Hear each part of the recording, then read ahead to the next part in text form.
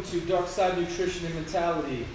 I am Ron Fisher, owner, founder of Dark Side Nutrition Mentality, and today I'm going to teach you how to make a broccoli crusted pizza.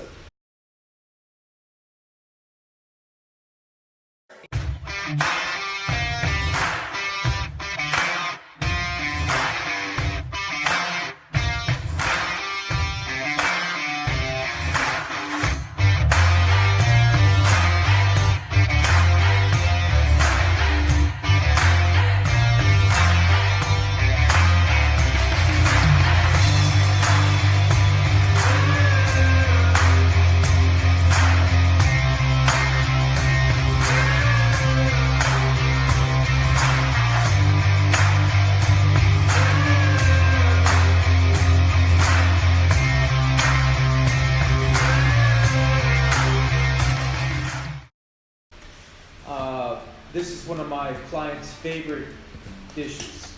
So here's what we're going to start with first. We're going to make the base. I have half a head of broccoli, food processed. And in this bowl, I have 1 cup almond flour, 1 cup Parmesan cheese, and then about 2 teaspoons of Italian seasoning, and a pinch of pink salt.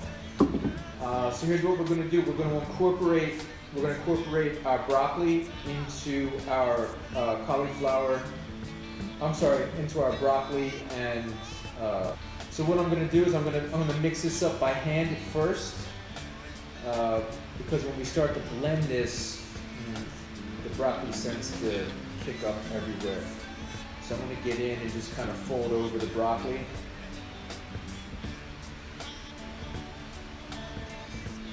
Okay. Now we've got 2 eggs. 2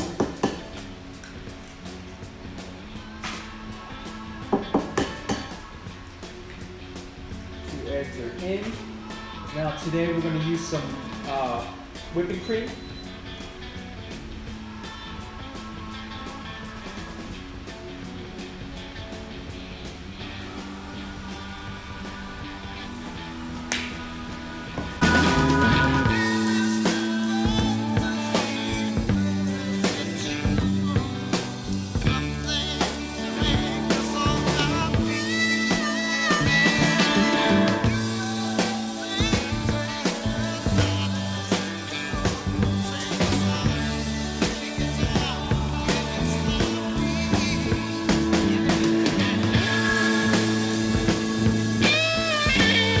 Baking pan, put down some wax paper, and what I'm going to do is I'm going to make kind of like a square pizza or a carb.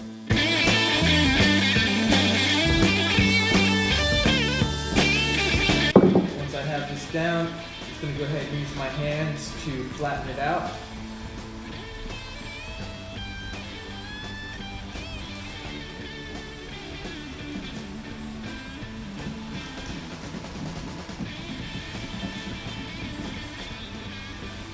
When we bake this, we're going to use 180 degrees Celsius for about 20 minutes. If you place it high in the oven, cut your time down to about 12 minutes.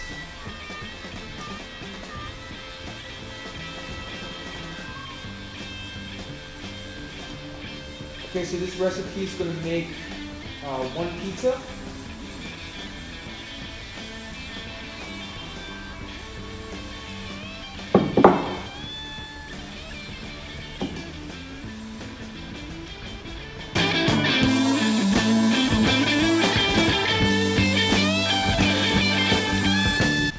Okay, easy peasy, okay? There's the base. We're gonna go ahead, we're gonna throw this in the oven. I'm gonna place it up on the high rack so it takes a little time off for about 12 minutes, and then we'll come back and show you how we top it. Finish baking the broccoli base, and I'll show you what that looks like. Beautiful, okay? Starting to brown a little bit, nice and firm, but still soft. So here's what we're going to do. We're going to keep this very gourmet. We're going to do a white pizza, no sauce. We're going to use full fat Kerrygold cheddar. and then full fat Kerrygold Swiss cheese. And don't go cheap on your cheeses. If you're using processed cheese, it's just gonna look like melted plastic on top of your pizza. So make sure you're using good quality stuff.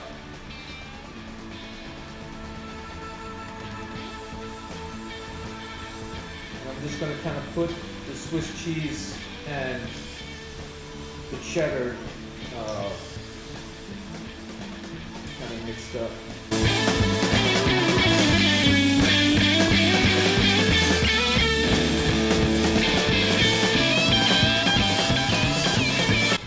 You can use as much or as little cheese as you want to. I like mine really cheesy. Alright, so this is 2 slices of bacon that I pre-cut, and we're just going to go ahead and top it with a little bit of bacon. I didn't let this fully cook because it's going to get crispy in the oven. I just kind of browned it,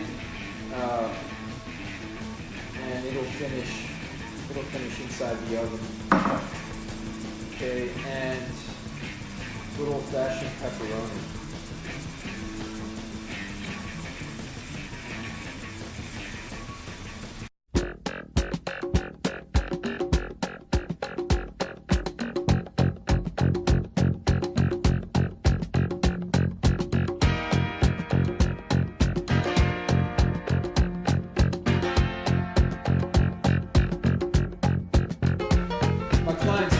Food because I don't go cheap. Everything that I feed them, I feed myself, and I hold a very high standard when it comes to what I eat.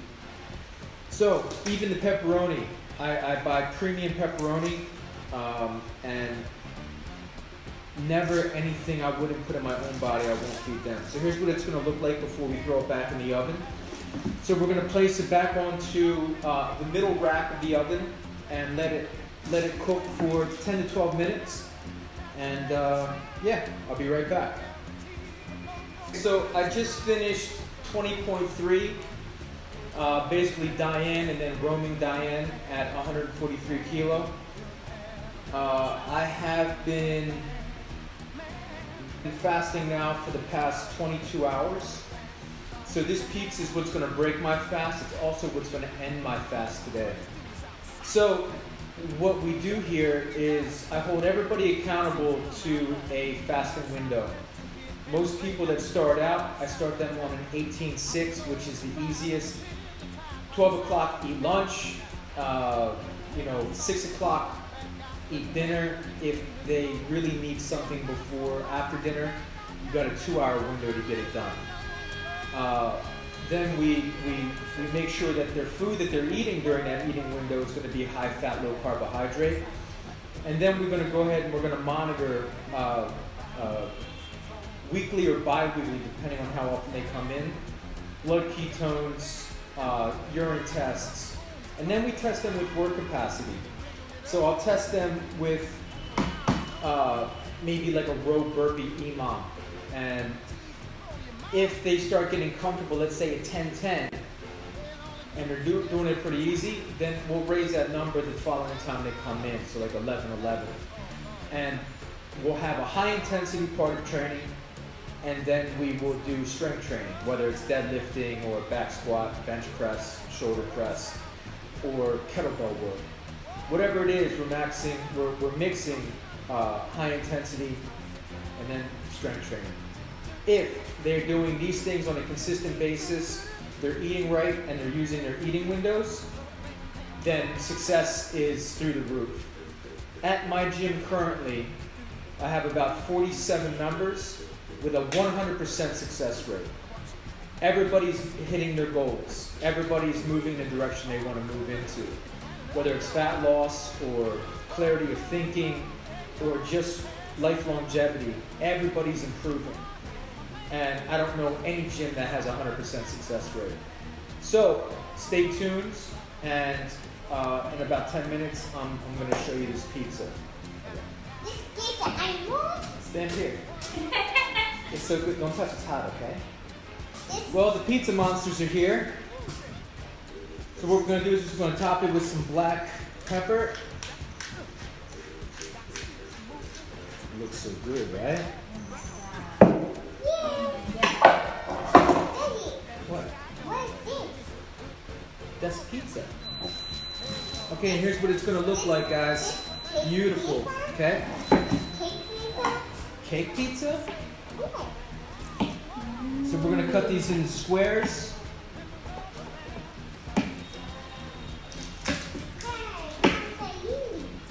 Baby, can you grab a plate?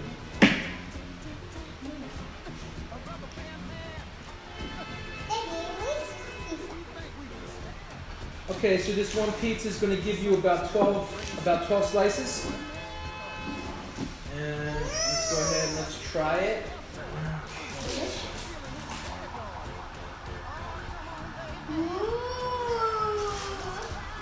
It's good, right?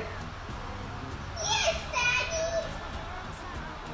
Bacon, pepperoni, cheddar, Swiss. Mm-hmm.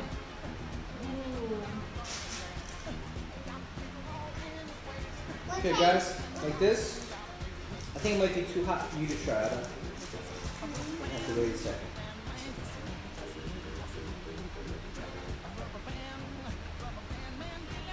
It's good? It is so good. It's really hot. Here, wanna try? Try.